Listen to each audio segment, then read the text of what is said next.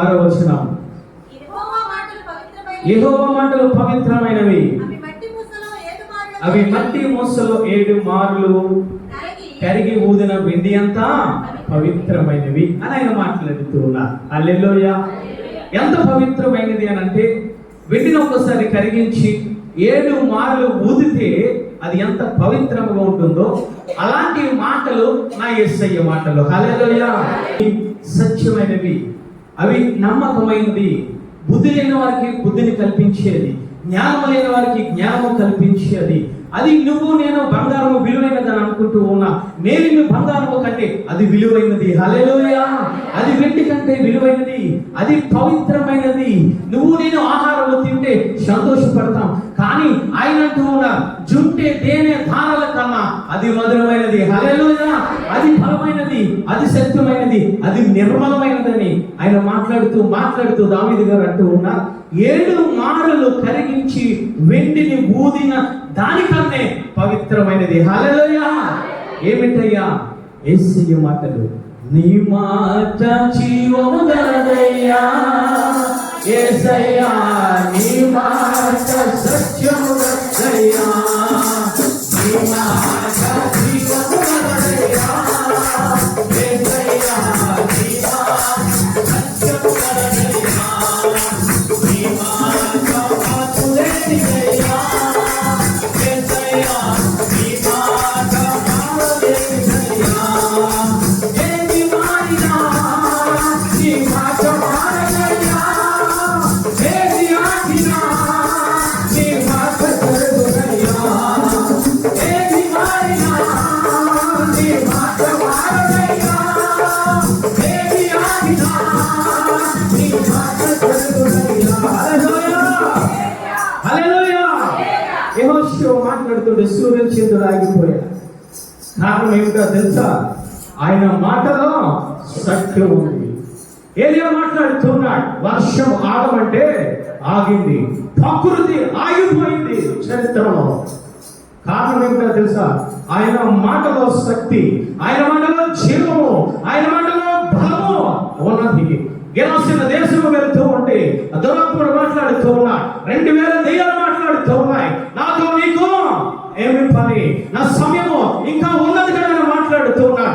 దురాత్మలు ఆగిపోతూ ఉన్నాయి, దురాత్మలు భయపడిపోతూ ఉన్నాయి, దురాత్మలు చాలా చెదరైపోతూ ఉన్నాయి, ఈ ప్రకృతి కూడా భయపడుతూ ఉంది. కారణం ఏంటో తెలుసా?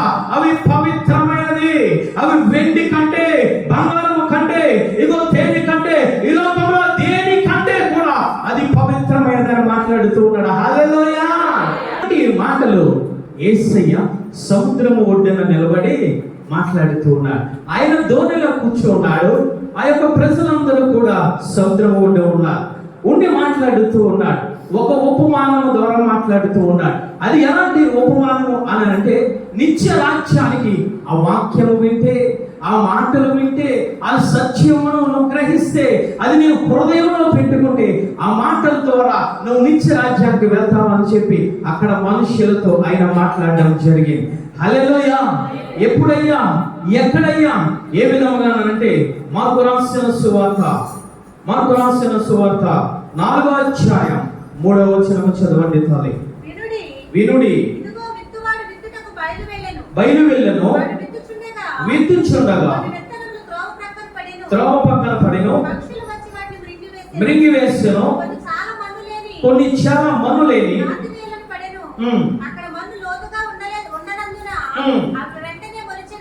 మొలిచెను గాని సూర్యుడు ఉదయింపగానే మాడి వేరు లేనందున ఎండిపోయెను, పడెను, ఎదిగి అణిచివేసిన కనుక ఫలింపలేదు, కొన్ని మంచి నేలను పడెను, మొలిచి వెరిగి పైరై 30దంతులుగాను 60దంతులుగాను 100దంతులుగాను ఫలించెను. హల్లెలూయా. హల్లెలూయా. జాగ్రత్తగా గమనించాలి. ఉపమానము చెప్పేటప్పుడు యేసయ్య మాట్లాడుతున్నారు, ఏమిటో తెలుసా? వినుడి అని మాట్లాడుతున్నారు. ఆ యొక్క ఉపమానము ముగించిన తర్వాత ఆయన అంటూ ఉన్నారు 9వ వచనంలో, వినుటకు చెవులు గలవాడు వినుగాక. హల్లెలూయా. అదే మాట వినండి అని ఆయన మాట్లాడుతూ ఉన్నారు. ఎందుకు ఆ విధంగా తెలుసా? వింటూ ఉన్నారు కానీ వారిని గైకొనడం లేదు, వారు చూస్తూ ఉన్నారు కానీ వారు పట్టించుకోవడం లేదు. అలాంటి సందర్భంలో నా యేసయ్య వాళ్ళందరితోనే కాదు, ఈ రోజు మనతో కూడా మాట్లాడుతూ ఉన్నాడు. ఆయన వాక్యము ఎలాంటిది? సత్యమైనది. ఆయన వాక్యము జీవము గలది. ఆయన వాక్యము దావీదు గారు అంటూ ఉన్నారు, 7 మారులు కరిగించి ఊదిన వెండి అంత పవిత్రమైనది. హల్లెలూయా! ఏమిటి ఈ వాక్యం అంటే? మర్మముతో కూడిన ఉపమానం ఆయన చెప్తూ ఉన్నారు. శిష్యులందరూ, ఆ ప్రజలందరూ వెళ్ళిపోయిన తర్వాత శిష్యులు వచ్చి యేసయ్య చుట్టూ గుమిగూడి అంటూ ఉన్నారు, ఏమిటయ్యా ఇది మాకు అర్థం కాలేదు. ఏంటి విత్తనాలు అంటూ ఉన్నావు? ఏంటి విత్తువాడు ఉపమానం అంటూ ఉన్నావు? ఏంటి మొండ్ల పొదలు అంటూ ఉన్నావు? ఏంటి త్రోవ పక్కన అంటూ ఉన్నావు? ఏంటి 100 60 మాట్లాడుతూ ఉన్నావు? ఏంటయ్యా అని మాట్లాడుతూ ఉంటే, ఆయన అడుగుతూ ఉంటే ఆయన చెప్పే సమాధానము 12వ వచనం చదవండి. వెలుపల నుండి వారు ఒకవేళ దేవుని వైపు తిరిగి పాప క్షమాపణ పొందుదురని వారు చూచుటకైతే చూచియు కనుగొనకును, వినుటకైతే వినియు, గ్రహింపక నుండుటయు అన్ని ఉపమాన రీతిగా బోధించెను. హల్లెలూయా! ఎందుకనంటే ఆయన 3 విషయాలు మాట్లాడుతూ ఉన్నారు. ఇది పరలోక రాజ్యం సంపాదించుకునే మర్మం. ఇది రెండవదిగా ఆయన మాట్లాడుతూ ఉన్నారు. వింటూ ఉన్నారు, చూడడానికి చూస్తూ ఉన్నారు కానీ గ్రహించడం లేదు. మూడవది అంటూ ఉన్నారు, ఎవరైతే గ్రహిస్తారో, ఎవరైతే వింటారో వారు ఫలించి అభివృద్ధి పొంది పరలోక రాజ్యానికి వెళ్ళిపోతారని మాట్లాడుతూ ఉన్నారు. హల్లెలూయా! హల్లెలూయా! ఈరోజు మనము కూడా సంఘానికి వస్తూ ఉన్నాం, వింటూ ఉన్నాం కానీ ఇది నాకు కాదు పక్క వారికి అనుకుంటూ ఉన్నాం. అనేక అద్భుత కార్యాలు దేవాది దేవుడు చూస్తూ ఉన్నాడు కానీ ఆ అద్భుత కార్యాలకు కృతజ్ఞతాస్తుతులు చెల్లించకుండా కృతజ్ఞత లేని జీవితాలుగా మర్చిపోయి అదే లోకంలోకి వెళ్ళిపోతూ ఉన్నాం. అలాంటి వారి కోసం యేసయ్య ఈ యొక్క ఉదయకాల సమయంలో మాట్లాడుతూ ఉన్నారు. ఏమిటయ్యా మాట్లాడాలంటే ఒక ఉపమాన రీతిగా మాట్లాడుతూ ఉన్నాడు. ఏమిటయ్యా ఉపమానం అంటే? విత్తువాడు విత్తుకుంటూ వెళ్ళిపోతూ ఉన్నాడు. ఎవరయ్యా విత్తువాడు అని అంటే నా యేసయ్య. హల్లెలూయా! ఆయన చేతుల్లో ఏమున్నాయంటే ఇదిగో విత్తనములు ఉన్నాయి. విత్తనములు అనగా దేవుని వాక్యము. హల్లెలూయా! విత్తుకుంటూ వెళ్ళిపోతూ ఉన్నాడట. విత్తుకుంటూ వెళ్ళిపోతూ ఉంటే 4 రకములైన మనుషులు కనబడుతూ ఉన్నారు. 4 రకములైన హృదయాలు కనబడుతూ ఉన్నాయి. మొట్టమొదటిది ఏమిటయ్యానంటే త్రోవ పక్కన పడినవారు. త్రోవ పక్కన పడుతూ ఉన్నాయి. విత్తనాలు జల్లుతూ ఉంటాడు ఒక వ్యవసాయదారుడు. అవి ఎక్కడ పడాలయ్యా అంటే పొలము లోపలే పడాలి, ఆ కంచె లోపలే పడాలి. కానీ యేసయ్య విత్తుతూ ఉంటే, యేసయ్య మాట్లాడుతూ ఉంటే, యేసయ్య వాక్యము వారి హృదయంలో కలగకుండా త్రోవ పక్కన పడుతూ ఉన్నాయి. అది ఎవరు చూశారంటే సాతానుడు చూశాడు. వచ్చాడు, తీసుకున్నాడు, మింగేసి వెళ్ళిపోయాడు. రెండవదిగా ఏమిటయ్యానంటే విత్తనములు పడుతూ ఉన్నాయి. ఎక్కడనంటే రాతి నేల మీద పడుతూ ఉన్నాయి. రాతి నేలలో పడుతూ ఉన్నాయి కానీ అవి ఫలించడం లేదు. పైనుంచి ఎండ కాస్తూ ఉంది కారణంగా ఇవి ఎండిపోతూ ఉన్నాయి, మాడిపోతూ ఉన్నాయి. వారి జీవితంలో ఆశీర్వాదాలు ఉండడం లేదు, వారి జీవితంలో మేలులు ఉండడం లేదు, వారి జీవితంలో ఫలాలు ఉండడం లేదు. మూడవదిగా ఆయన మాట్లాడుతూ ఉన్నారు. ఏమిటో తెలుసా? ఇదిగో మంచి నెలలోనే పడుతూ ఉన్నాయి కానీ ఎదుగుతూ ఉన్నాయి కానీ ఇదిగో ముళ్ళ పొదలు అడ్డు వస్తూ ఉన్నాయి. అవి ఎదగలేకపోతూ ఉన్నాయి, అవి ఫలించలేకపోతూ ఉన్నాయి. 4వదిగా మాట్లాడుతూ ఉన్నారు. మంచి నేల పడిన విత్తనములు. హల్లెలూయా! హల్లెలూయా! వాటి కింద నేల బాగుంది, పైనుంచి వచ్చే వాక్యము బాగుంది, కింద ఉన్న నీరు కూడా బాగుంది, అవి ఫలిస్తూ ఉన్నాయి. ఏ విధముగా తెలుసా? ఇదిగో 30దంతులుగా, 60దంతులుగా, 100దంతులుగా. వారు ఎక్కడ ఉంటారో తెలుసా? పరలోక రాజ్యంలో యేసయ్యతో ఉంటారు. ఇవన్నీ చెబుతూ అయినట్టు ఉన్నారు. చెవులు గలవాడు వినుగాక. హల్లెలూయా! హల్లెలూయా! ఈరోజు నీకు నాకు చెవులు ఉన్నాయి కానీ మనం ఏమి చేస్తూ ఉన్నామో తెలుసా?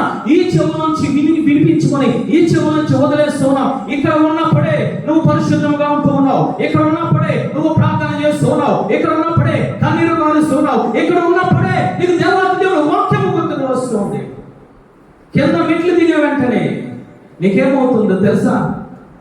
మాట్లాడకూడని మాటలు మాట్లాడుతూ ఉన్నావు, చూడకూడని దృశ్యాలు చూస్తూ ఉన్నావు. ఏమి చేస్తూ ఉన్నావు తెలుసా? వింటూ ఉన్నావు, లేకపోతూ ఉన్నాం. ఈరోజు చాలా మంది ఈ విధముగానే ఉంటూ ఉన్నారు. మార్కు సువార్త మొట్టమొదటి ఉపమానంలో మొట్టమొదటి నేల ఏమిటి, మొట్టమొదటి మనిషి ఏమిటయ్యా అనంటే 4వ అధ్యాయం 14వ వచనం. విత్తువాడు వాక్యమును విత్తుతూ ఉన్నాడు. జాగ్రత్తగా గమనించారు.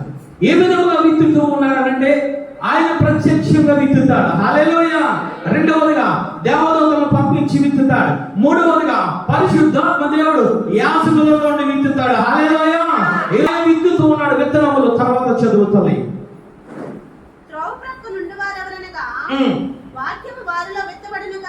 విత్తువాడు వాక్యమును విత్తుచున్నాడు. త్రోవ పక్క నుండి వారు ఎవరనగా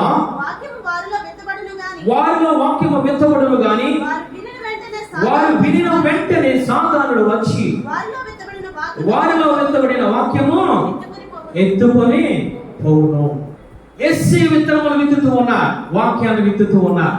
విత్తుతూ ఉంటే అవి త్రోవ పక్కన పడుతూ ఉన్నాయి. వారు హృదయంలో పడడం లేదు, హృదయంలో పడకుండా త్రోవ పక్కన పడుతూ ఉన్నాయి.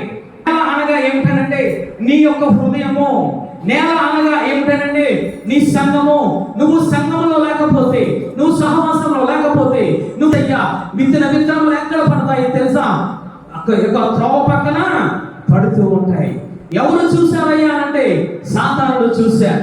ఎందుకు చూశాడంటే నువ్వు సంఘంలో ఉంటే వాడికి అధికారం లేదు, నువ్వు ప్రార్థనలో ఉంటే వాడికి అధికారం లేదు, నీలో వాక్యం అనేది విత్తబడుతూ ఉంటే వాడికి అధికారం లేదు. నువ్వు ఎప్పుడైతే సహవాసాన్ని విడుస్తున్నావో, సంఘాన్ని విడుస్తున్నావో, ప్రార్థన జీవితం లేదో, వాక్యం నీలో లేదో ఏమి చేస్తాడో తెలుసా? సాతానుడు చూస్తూ ఉంటాడు. చూసి ఏమి చేస్తాడు? ఈ రోజు వాక్యము విత్తినది విత్తినట్టుగా అక్కడ ఎత్తుకుని వెళ్ళిపోతూ ఉంటాడు.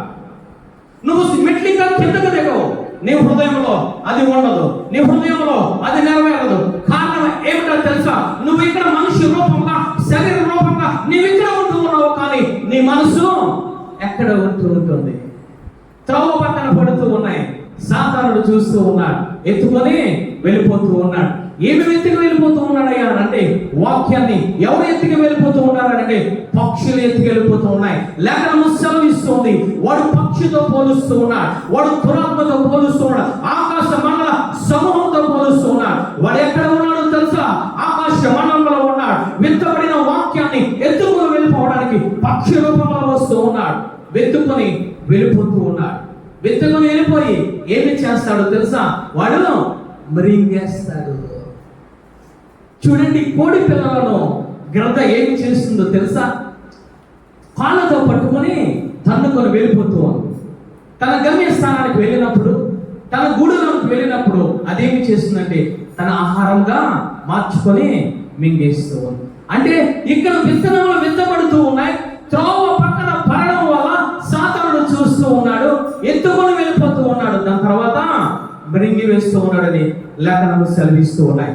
ఎందుకయ్యా ఆ విధముగా జరుగుతూ ఉంది అనంటే, ఎందుకయ్యా అనంటే ఎఫెసీ పత్రిక 4వ అధ్యాయం 27వ వచనములో, ఎఫెసీ పత్రిక 4వ అధ్యాయం 27వ వచనం, అపవాదికి చోటు ఇయ్యకుడి. అంటే నువ్వు అపవాదికి చోటు ఇస్తూ ఉన్నావు.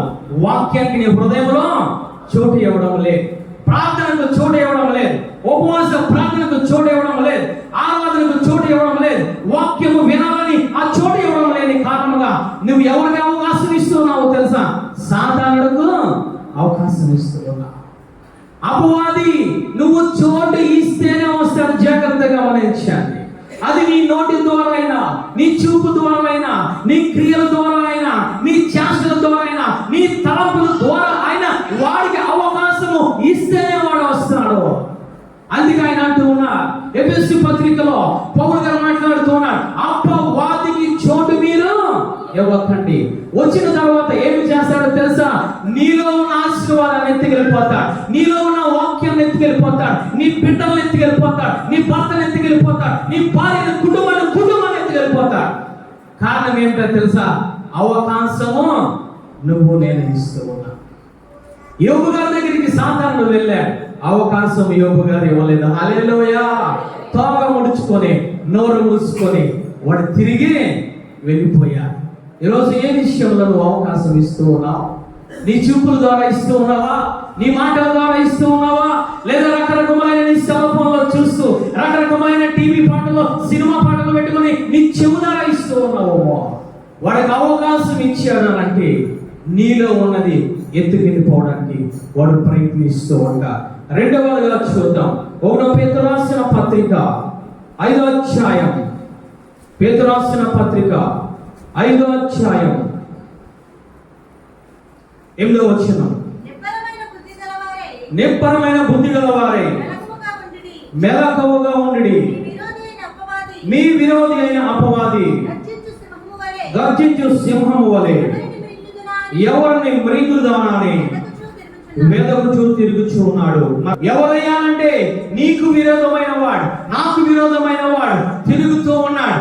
ఎందుకయ్యా తిరుగుతూ ఉన్నాడంటే, మొట్టమొదటిగా నీ యొక్క వాక్యాన్ని ఎత్తికెళ్ళిపోవడానికి, త్రోవ పక్కన ఉన్న జీవితాన్ని ఎత్తికెళ్ళిపోవడానికి, రెండవదిగా వాడు మృంగడానికి వాడు చూస్తూ ఉన్నాడు. ఈరోజు మనము ఏ విధముగా ఉంటూ ఉన్నాం? ఈరోజు త్రోవ పక్కన మనుషులా ఉంటూ ఉన్నామా? త్రోవలో ఉన్న మనుషుల్లా మనము జీవిస్తూ ఉన్నామా?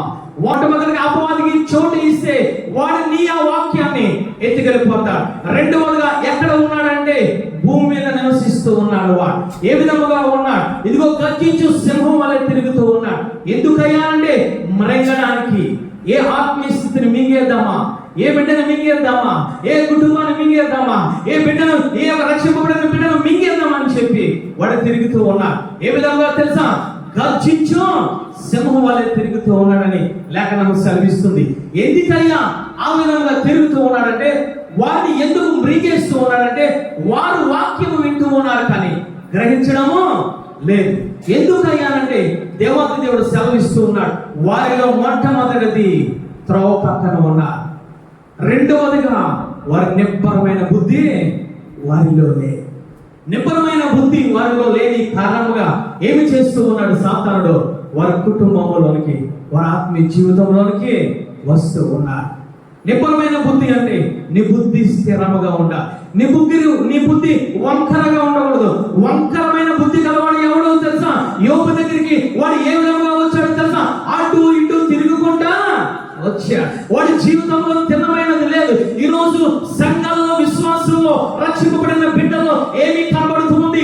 సాతానుకు సంబంధించిన బుద్ధి కనబడుతుంది. అంటే వంకర బుద్ధి కనబడుతుంది. నిబ్బరమైన బుద్ధి ఉండడం లేదు విశ్వాసంలో.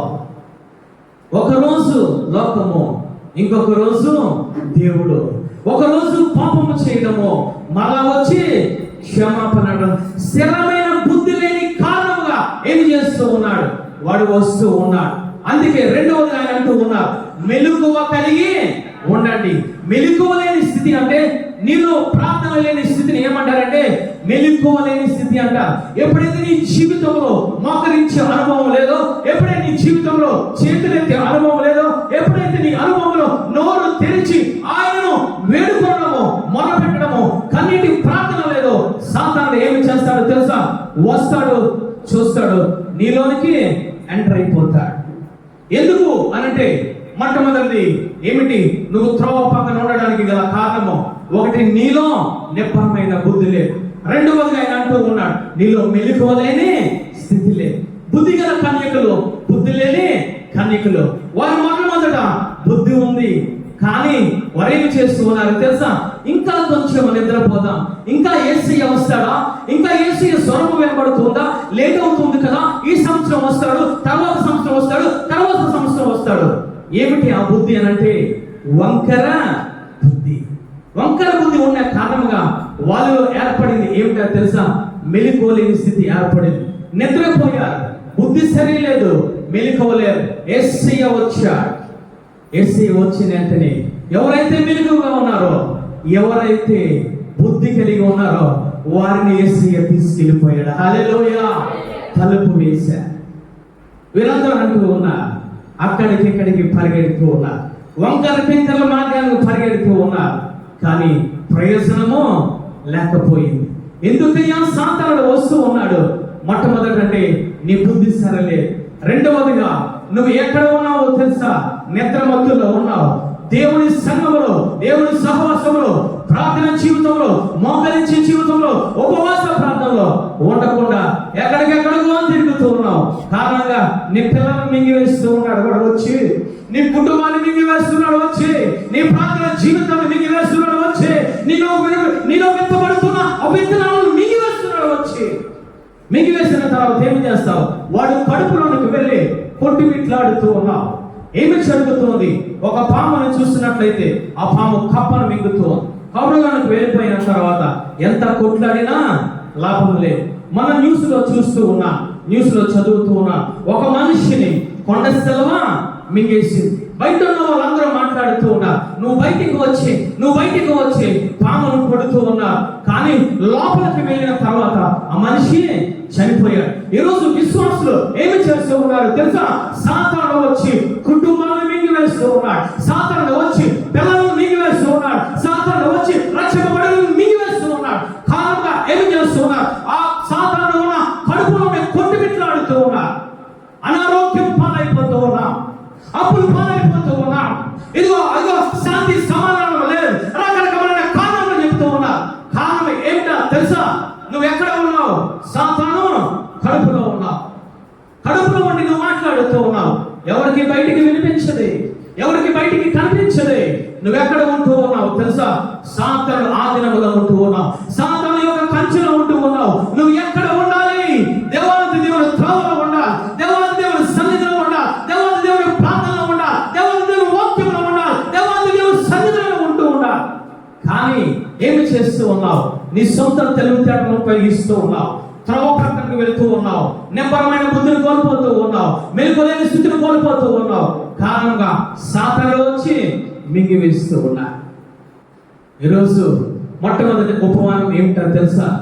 త్రోవ పక్కన పడ్డాడు. త్రోవ పక్కన పడ్డాయి విత్తనంలో, త్రోవ పక్కన ఉంటూ ఉన్నాడు. వారి జీవితంలో సాతాను ఆకాశం నుంచి ఎదురుకుండా వచ్చాడు. భూమి మీద ఉన్న సాతాను సింహం వల్ల కల్పించుకొని మింగేస్తూ ఉన్నాడు. వారి వల్ల ప్రయోజనం లేదని నా యేసయ్య మాట్లాడుతూ ఉన్నా. ఈరోజు ఎక్కడ ఉన్నావు? నువ్వు ఎక్కడ నివసిస్తూ ఉన్నావు? ఎవరు కడుపులో ఉంటూ ఉన్నావు? సంఘంలో, సహవాసంలో, ప్రార్థనలో, మెలుగు కలిగిన జీవితంలో ఆయన ఆరాధించగలుగుతూ ఉన్నావా? వాక్యం వినగలుగుతూ ఉన్నావా?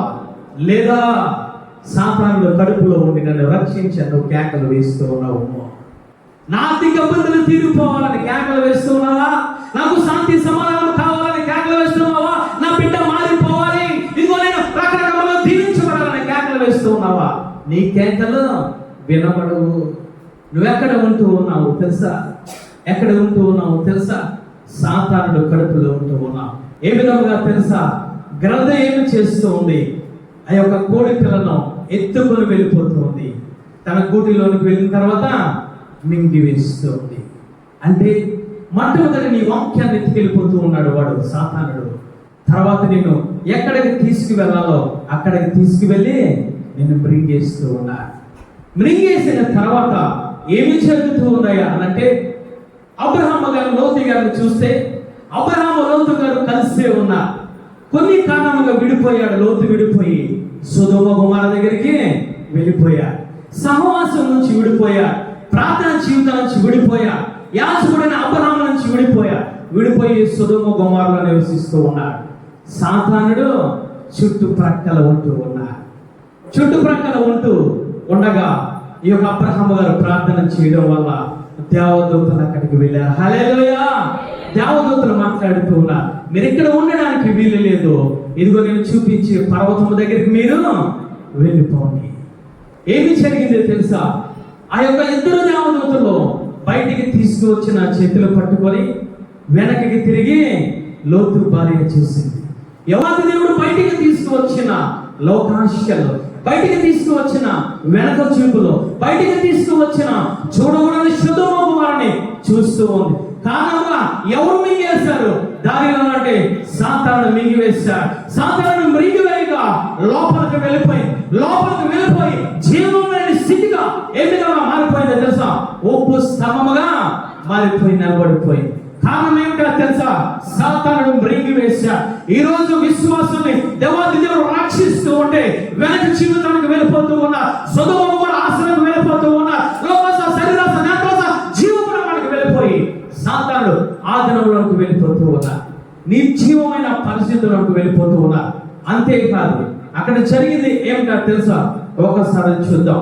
సాతాను మృంగి వేస్తే వారి చేష్టలు ఏ విధముగా ఉంటాయో ఆదికాండము 19వ అధ్యాయం 12వ వచనం. లోతు బయటకు వెళ్ళి తన కుమార్తెలను పెండ్లాడనైన తన అల్లులతో మాట్లాడి లెండి ఈ చోటు విడిచిపెట్టి రండి, యెహోవా ఈ పట్టణం నాశనం చేయబోతున్నాడు అని చెప్పాను. అయితే అతడు తన అల్లుల దృష్టికి ఏగతాళు చేయవాడే ఉండెను. ఇద్దరు మనుషులు మాట్లాడుతూ ఉన్నారు. నీకు ఇంకా ఈ యొక్క సుధమ కుమారులో ఎవరైనా కావలసిన వాళ్ళు ఉన్నారా? ఎవరైనా నీకు రక్త సంబంధులు ఉన్నారా? వెళ్ళి వారికి చెప్పమంటే ఈ అల్లులతో లోతు మాట్లాడుతూ ఉన్నాడు. సొదొమ కుమార మీదకి అగ్నిగంధములు కురుస్తాయని లోతు అల్లులతో మాట్లాడుతూ ఉంటే లోతు మాటలు ఏ విధంగా ఉన్నాయి తెలుసా? ఎగతాళి చేస్తూ ఉన్నారు. అంటే వీరు ఎక్కడ ఉన్నారనంటే గర్జించు సింహమైన సాతాను కడుపులో ఉంటూ ఉన్నారు. కడుపులో ఉన్న వారికి దేవుని వాక్యము ఏ విధంగా ఉంటుంది తెలుసా? హేళనగా ఉంటుంది. ఎగతాళి చేస్తూ ఉంటారు. వాక్యములో సత్యం ఎరగరు, వాక్యములో బలము ఎరగరు, వాక్యములో పవిత్రతని ఎరగరు. వీరేమి చేస్తారో తెలుసా? వాక్యాన్ని ఎగతాళి చేస్తూ ఉంటారు. వాక్యాన్ని ఏమి చేస్తూ ఉంటారంటే గేలి చేస్తూ ఉంటారు, హేళన చేస్తూ ఉంటారు. ఆరాధన చేసేటప్పుడు ఆరాధనలో పాల్గొరు, ఆరాధన చేసేటప్పుడు పరిశుద్ధాత్మని హేళన చేస్తూ ఉంటారు. పరిశుద్ధాత్మ దేవుడు ఇంకా ఈ భూమి మీద ఉన్నాడని మాట్లాడుతూ ఉంటారు. ఎవరు తెలుసా? ఎక్కడ ఉన్నారు వాళ్ళు? సాతాను కడుపులో ఉంటూ ఉన్నారు. సాతాను కడుపులో ఉంటే దేవాది దేవుని శక్తిని నువ్వు గ్రహించలేవు, దేవాది దేవుని మేలును గ్రహించలేవు, వాక్యాన్ని నువ్వు గ్రహించలేవు కాదు కదా, వాక్యాన్ని నువ్వు హేళన చేస్తూ ఉంటావు. తండ్రి నీ కుమార పరిశుద్ధాత్మ దేవుని నువ్వు హేళన చేసి మాట్లాడుతూ ఉంటావు, అసభ్యకరంగా మాట్లాడుతూ ఉంటావు. ఈ లోతు అల్లులు ఎక్కడ ఉన్నావే అంటే సాతాను ఆధీనంలో ఉన్నా, సాతాను కడుపులో ఉన్నా, సాతాను మింగివేశాడు. వారిని మింగివేసిన తర్వాత హేళన చేస్తూ ఉన్నారు. ఈరోజు సంఘంలో విశ్వాసులు కూడా ఏ విధముగా ఉన్నారో తెలుసా? ఈరోజు వాక్యాన్ని హేళన చేసేవా, యాజకుల్ని హేళన చేసేవా, ప్రార్థనని హేళన చేసేవా, ఉపవాస కూటములను హేళన చేసేవా, పరిశుద్ధాత్మ కార్యములను హేళన చేసేవా తయారవుతూ ఉన్నారు. ఎక్కడ ఉన్నారు? త్రోవ పక్కన ఉన్నారు. త్రోవ పక్కన ఉండి కారణముగా బుద్ధి సరిలేని కారణముగా మెలకువలేని స్థితిలో ఉన్న కారణముగా సాధనలో వచ్చి మృంగి కడుపులో ఉన్న మాటలు మాట్లాడుతూ ఉన్నారు. ఈరోజు ఏ విధముగా ఉంటూ ఉన్నావు తల్లి? ఏ విధమైన మాటలు మాట్లాడుతూ ఉన్నావు? దావీదు గారు అంటూ ఉన్నారు, నీ మాటలు పవిత్రమైనదయ్యా.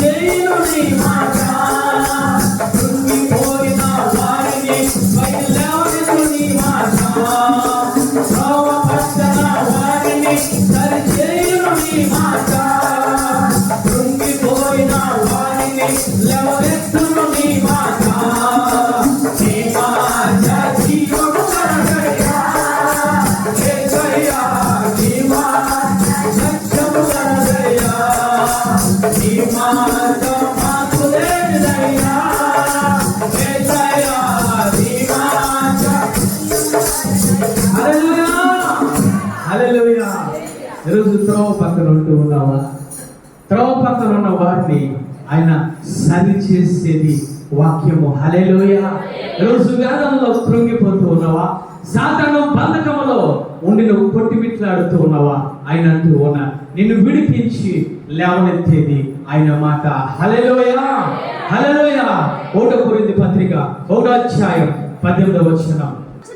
శివుని గురించిన వార్త నశించుచున్న వారికి వెర్రితనముగాను రక్షింపబడుచున్న వారికి దేవుని శక్తి ఉన్నది. హల్లెలూయా, హల్లెలూయా, హల్లెలూయా. మహాశక్తి ఏమిటయ్యా? దేవుని మాట. నువ్వు నశించి పోతూ ఉన్నావా?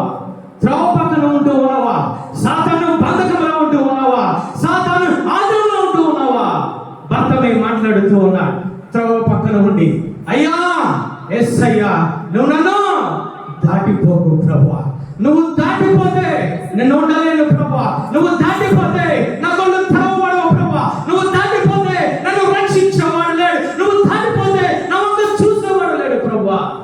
కేకలు వేశా, నా యేసయ్య ఆగిపోయా. హల్లెలూయా హల్లెలూయా.